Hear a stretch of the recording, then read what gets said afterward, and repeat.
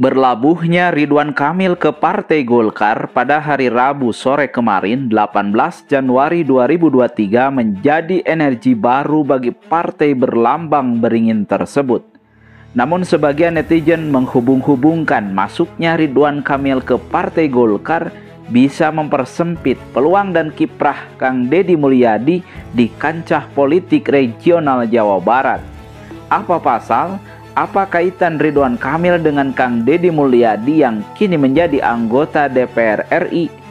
Pertautan Ridwan Kamil dan Deddy Mulyadi terjadi sejak lama.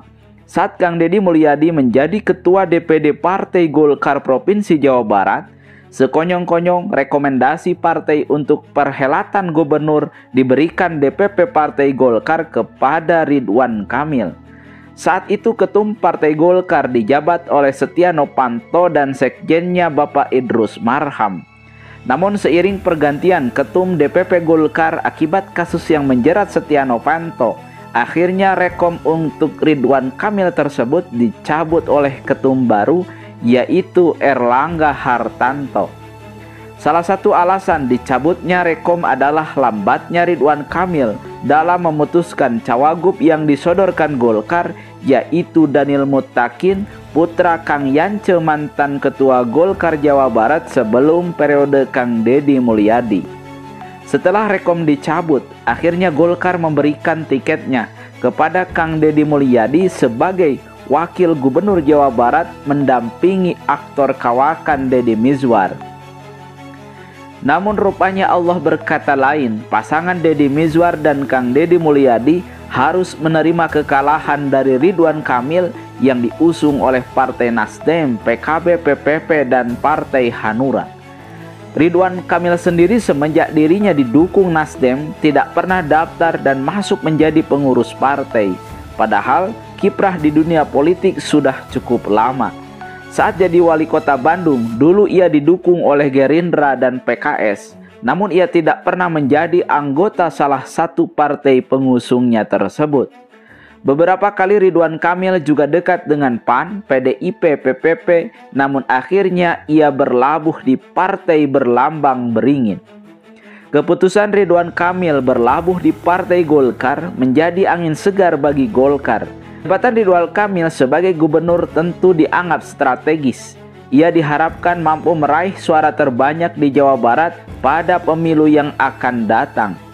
Bahkan Golkar menargetkan menjadi pemenang di Jabar yang biasanya dikuasai oleh Gerindra, partai besutan Prabowo Subianto. Lalu bagaimana nasib Kang Deddy Mulyadi? Tentu saja tidak ada kaitan, namun sedikit banyak mempengaruhi beberapa kemungkinan. Popularitas Kang Deddy Mulyadi yang moncer untuk tingkat regional Jawa Barat, hanya saja jika Ridwan Kamil masuk sebagai pengurus Golkar, itu akan kena dampak, walaupun perhitungannya tidak selalu berhadap-hadapan. Jika masuknya Ridwan Kamil ke Golkar untuk meningkatkan kiprah di kancah nasional, itu tidak masalah. Misalnya Ridwan Kamil diproyeksikan jadi cawapres atau setingkat menteri. Namun jika semua itu tidak didapatkan Ridwan Kamil, maka kemungkinan yang lain adalah Ridwan Kamil mencalonkan kembali untuk yang kedua kalinya menjadi Gubernur Provinsi Jawa Barat. Jika Ridwan Kamil mencalonkan kembali jadi Gubernur Jawa Barat, maka jelas kemungkinan besar rekom Golkar untuk Cagup Jawa Barat diberikan kepada Ridwan Kamil dan bukan kepada Kang Deddy Mulyadi. Lalu bagaimana kemungkinan karir Kang Deddy Mulyadi? Bisa saja Kang Deddy Mulyadi sabar dan menerima apapun keputusan DPP Partai Golkar.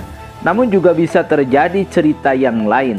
Kang Deddy Mulyadi pasti dihitung oleh banyak orang, termasuk oleh banyak partai. Bisa saja Kang Deddy Mulyadi dicalonkan sebagai Gubernur Jawa Barat oleh Partai Nasdem umpamanya. Namun itu baru prediksi dan kalkulasi. Hanya saja secara loyalitas, Kang Deddy Mulyadi adalah politisi yang istiqomah, merintis karir mulai dari nol, dari tukang sasapu, tukang ngetik di sekretariat Partai Golkar Purwakarta, hingga menjelma menjadi politisi ulung dan masuk kancah nasional. Secara kepartaian, Kang Deddy Mulyadi pernah menjabat Ketua DPD Partai Golkar Purwakarta, kemudian Ketua DPD Golkar Provinsi Jawa Barat, dan kini aktif di DPP Partai Golkar. Sementara pengabdian di negara, ia pernah jadi anggota DPRD Kabupaten Purwakarta dari Partai Golkar, jadi wakil bupati dan bupati selama 2 periode dari Partai Golkar, kemudian mencalonkan wakil gubernur Jabar dari Partai Golkar, dan terakhir sekarang jadi anggota DPR RI dari Partai Golkar.